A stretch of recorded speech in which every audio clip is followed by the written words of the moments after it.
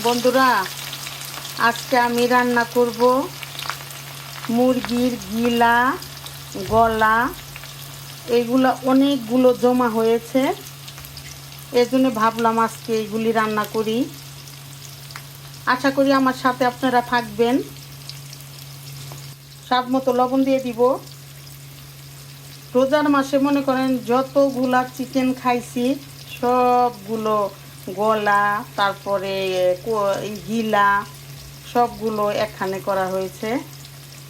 রোস্টের মানে এভারেজ সবগুলো মিলিয়ে এক জায়গায় করে রেখেছিলাম। ভাবলাম আজকে একটু রান্না করি। এলাচি দারুচিনি দিয়ে দিব, রসুন বাটা দিয়ে দিব, পরিমাণ মতো আদা বাটা।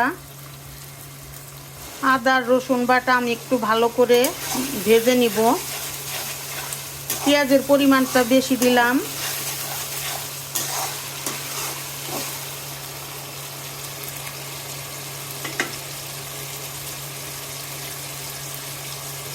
তো গাইস, জিরার পরিমাণটা একটু বেশি দিব।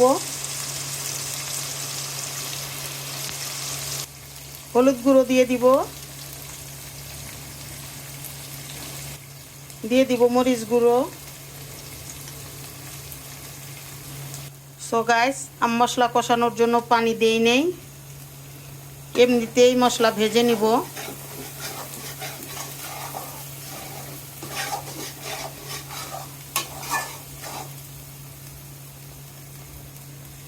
যখন তেল উঠে যাবে তখন আমি ওগুলো দিয়ে দিব।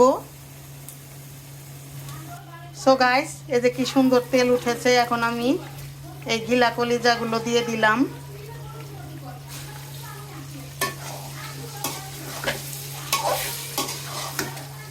গাইস, অনেকগুলা কি বলবো আর, অনেকগুলা মানে আমি একখানে জড়ো করেছি।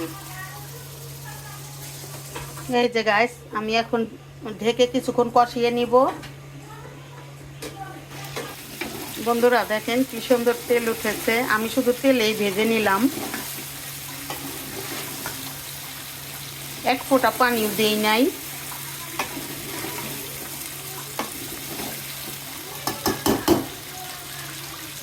কি সুন্দর তেল উঠেছে।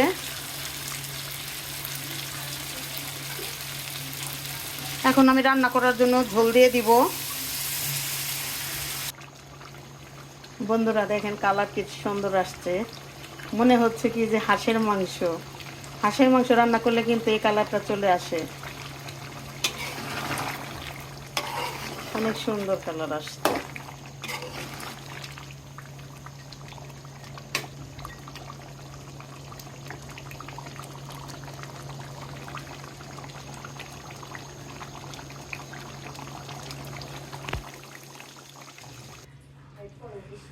বন্ধুরা দেখেন তো আমার এই রেসিপি কেমন হয়েছে, আমাকে একটু কমেন্ট করে জানাবেন। আমার রেসিপি যদি আপনাদের ভালো লেগে থাকে তাহলে আমাকে অবশ্যই কমেন্ট করবেন। আমার পাশে থাকবেন, আমার ইউটিউব চ্যানেলকে সাবস্ক্রাইব করবেন, আমার পেজকে ফলো করবেন।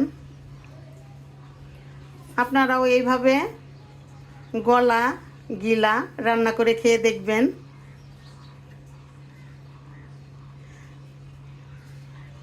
সবাই সুস্থ থাকেন, ভালো থাকেন। আল্লাহ হাফেজ, আসসালামু আলাইকুম।